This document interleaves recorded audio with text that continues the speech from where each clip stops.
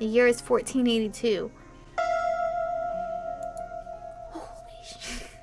Holy.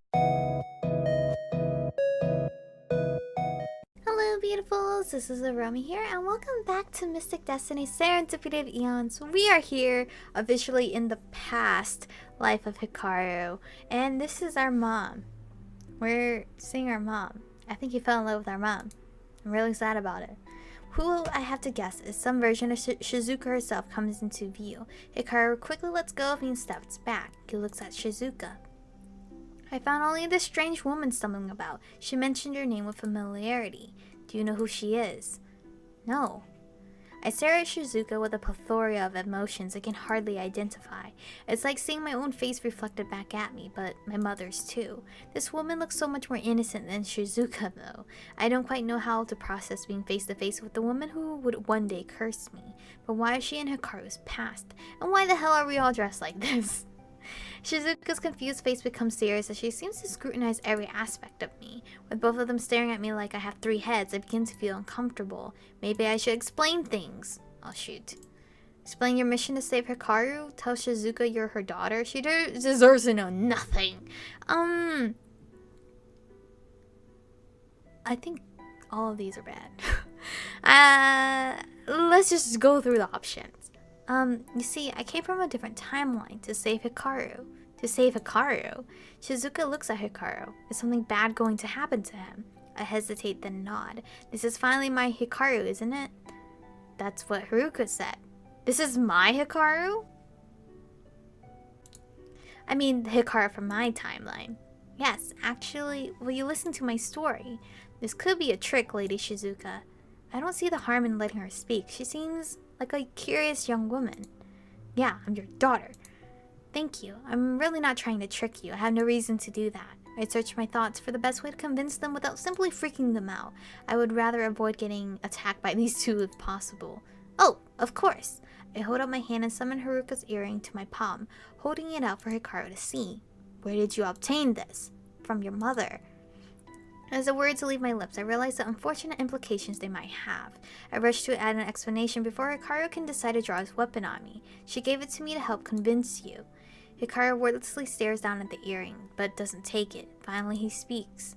Even were that true, my mother does not possess time travel abilities. It wasn't her that sent me here. It was... I hesitate to speak his name. Is it okay to tell anyone about him? Well, he didn't say not to, and I'm kind of getting vibes that Hikaru might just cut me down if I don't convince him soon. With both Shizuka and Hikaru's piercing stares on me, I break down and say it. It was a god named Galen. Do you know? Galen? Galen? Well, I guess that definitely means they know him at least, though Hikaru doesn't sound too happy about it. I think back to how Hikaru reacted to Galen in the other timelines, which is pretty much all of, fuck you and he's annoying. I wonder what kind of bad blood they have between them. I look at Hikaru, who seems to be practically pouting in thought. I look at Shizuka instead and force myself to continue. Yes, Galen, the god of chaos, sent me here. In the future, Hikaru... Once again, I hesitate. Is it okay to tell him the future? Won't that, like, mess it up or something? I'm already messing up, okay, by being here.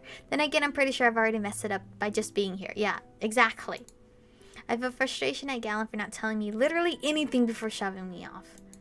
But an image of the crazy goddess comes to mind and nervousness grips at my heart.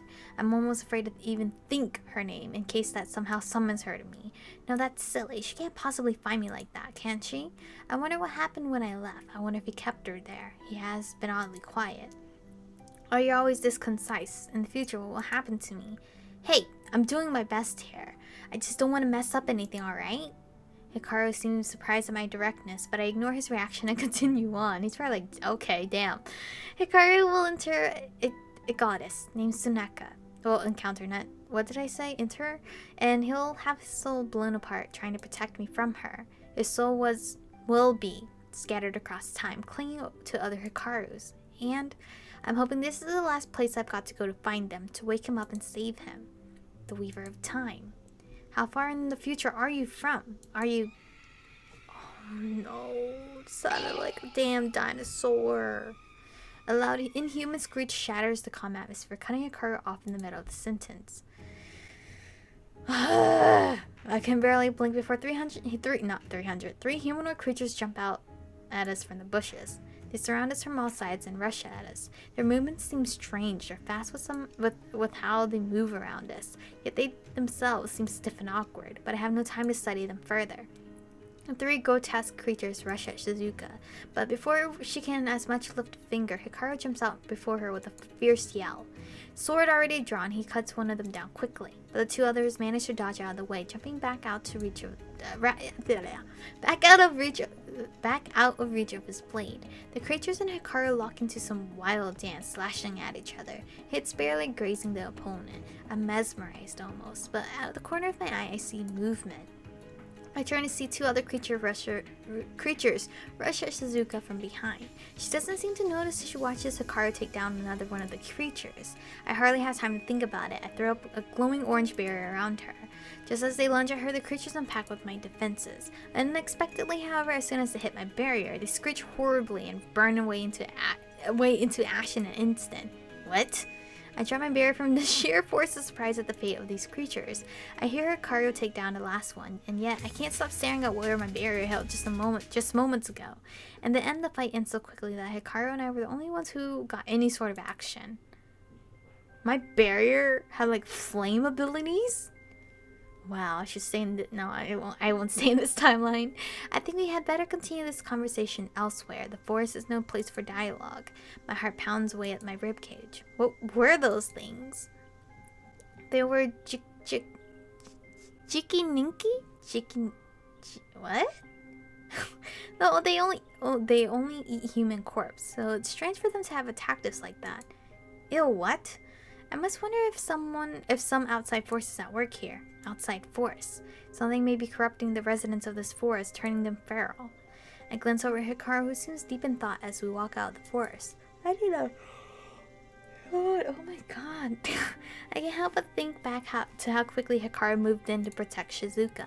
How am I supposed to feel about that? He loves her. Envious but understanding, angry and resentful towards Shizuka, jealous and annoyed. I would feel jealous, but not annoyed. Envious but understanding? I guess. But, jealous and annoyed. I feel a pang of jealousy, not just because of this. Hikaru doesn't seem to even remotely like or trust me in any timeline, and I'm doing all this for him. Ever so much and destroyed even more just to save his ass. I shudder. What am I doing trying to stay such an ungrateful son of a bitch? Sorry, Haruka. I honestly don't even know why I care. I mean, it seems correct. By the time we get out of the deep forest, night has already fallen. What if that, like, puts me out of any love connection for me being a total brat, saying I'm jealous and crap? Whatever, it's my feelings. The moment we finish setting up camp, Hikaru begins to throw question after question at me. He asks 5 before I can even open my mouth to answer one. I try to listen to his questions to make some sort of sense of it all, but I'm so tired. My mind is barely registering any of it. I'm tired too, Jesus. Hikaru. Shizuka stops his questions with a single word. At that, I might have normally felt something, but more than anything right now, I just want to close my eyes. Today was a long and eventful one. I believe that we are all due for some rest. Wouldn't you say so? I'm sorry, it seems like you have us at a disadvantage. It appears that you are familiar with our names, but we do not know yours. It's hella weird being asked my own name by my mother, but nothing is ordinary about the situation anyway. Oh, it's Michiko. My name is Michiko. Ah, what a beautiful name. Then Michiko, is it okay with you if we rest first, before any further questioning can take place? She briefly glances at Hikaru at that last part, as if waiting for any objections. Well, yeah, I don't mind. Some rest would be good. Oh, as I say that, I realize that I have nothing to sleep on. Hikaru sighs. You can use my bedroll to sleep. I feel awkward at the sudden offer, but I nod my thanks. As weird as it feels, I do feel grateful for it. Hikaru lies it out for me and I immediately lie down on it. I try to get comfortable, but the bedroll offers little to no cushioning. It's basically the same as being on the ground, and yet I find that my body doesn't care as I slowly start to drift off. Being outside of time has left me with no sleep for who knows how long. So right now, even the ground feels as comfortable as the softest of beds. Ages gone past. Cosmos of the Demigod Day 2. So we have 8 more days to go. Michiko's Log Day 2. Where the hell am I? When I wake up in the morning, I find that Hikaru is already awake, and all I can see is his back and long hair silhouetted against the sunrise. I catch myself staring at him for longer than necessary just as he turns around and notices me. Did you ever go to sleep last night? No, my body does not require sleep every night. Oh, is that because you're a demigod? Yes and no. Meaning, yes, my body requires less sleep than normal humans because of the god within me, but not all demigods are the same.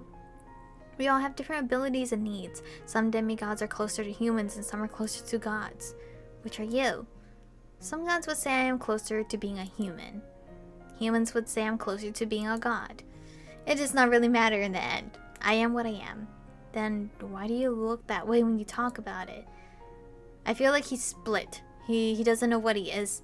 Shizuka steps out of the bushes then, and only then do I realize that she had been gone the entire time. Everyone was already up except for me. They must think I'm lazy. I avoid Shizuka's eyes, feeling all at once uncomfortable knowing that it's my mother before me. Everything happened so fast the day before that I still haven't processed my feelings. Hell, I have no idea how I'm supposed to feel right now. Perpetually panic and anxiety, probably. The only mother I have ever known is finally here before me again, but she's also the woman who will eventually curse me. And on top of it, I still don't know why she's here or who she is to Hikaru. Did she sleep well? She holds out a rice ball. You can eat this for breakfast. Why do you care? We're not gonna be that rude. Thank you? Don't say anything. Thank you, I guess. Oh no, I'm fine. I look at the rice ball in her hand, and as if on cue, my stomach growls like a dying beast. I feel my cheeks heat up as Shizuka simply smiles down at me. Thank you. I notice that Hikaru is watching the interaction carefully, so I reach out and take the rice ball from Shizuka without further comment. As I bite into it, I quickly realize how truly hungry I was. How long has it been since I've had any food? A question that I can't answer for myself. With the recent events and me hopping between timelines and time, I can't even begin to guess how long it's been. Would you be willing to finish your story from yesterday now? Yes, though I've pretty much told you all of it already. I need the soul fragments that the Hikaru has. I think. I'm not entirely sure how this works since you are that Hikaru from my timeline. He's my Hikaru in my timeline? Man, this is gonna be hard because this guy does not trust us whatsoever. I put a hand to my head, gently rubbing my temple. Galen didn't exactly give me a detailed description on what to do, and sometimes he answers when I call out to him, sometimes he doesn't. He hasn't since I got here. How far in the future? Huh? How many years in the future does all this happen? When are you from? Oh, suddenly I feel very awkward because I don't actually know. Just what year is it? Galen didn't even tell you that much? Why am I not surprised? The year is 1482. Holy, I feel like I've been hit in the face with a ton of bricks. My heart drops to my stomach. What? Surely I couldn't have heard that right. 1482. Our Mikado is Emperor Tsuchimikado, and our Shogun is Ashikaga Yoshihisa. I can't pronounce. Do either of those names sound familiar? Yeah, maybe from history books. God, how old is Hikaru then? From the look on your face, I'm guessing that they are known to you. Are you perhaps further in the past than you expected? I nod numbly. I'm from the year of 2016. Are you really telling the truth? I can tell you, but get ready. I'm going to tell you everything that's going to happen in the history timeline. Get ready if you don't believe me. I surely have that long of a life ahead of me. I guess so. When I meet you, you don't look much different than you do now. In my time, you look like you're in your late 20s, I think. I'm already 23 now. How does this happen? You're 23 now? He's ancient. Perhaps it has something to do with the Weaver of Time, or perhaps you really just do live that long naturally. The lifespan of demigods does vary, but that is over 500 years from now. I feel my heartstrings being tugged as Hikaru's voice fades off into nothing. Why does he look so sad? I bet most people would love to live that long. But if he lives that long, he's gonna see so many people dying. I don't think you want to see that. I look at Shizuka. Maybe it's because of her, but she's immortal. Still, maybe he doesn't know that. Ugh, this is so confusing. The gods must have known all this, yet they didn't tell anyone.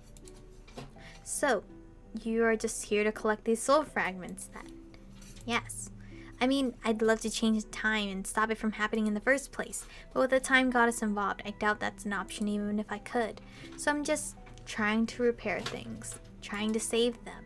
I look at Hikaru, then away. To save you because you saved me. I just need you to give me your fragments, I think. A silence falls between the three of us. Hikaru sighs after a few quiet moments. Even if all of this insanity is somehow true, I am afraid I cannot help you. What? Why? I do not know how to give these soul fragments to you. Soul magic, that sounds like the realm of divine. For the most part, all I know how to do is fight with my divine powers. But the other Hikarus knew. They were able to pull it out, somehow on their own.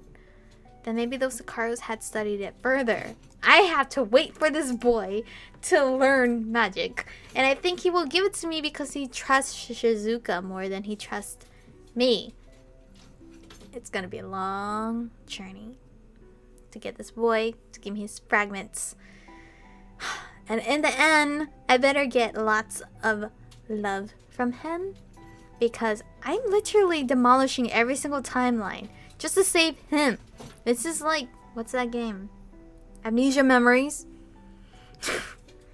Where that one guy was trying to go through the time lap every single time to save me, but he wasn't brave enough and just watched me die.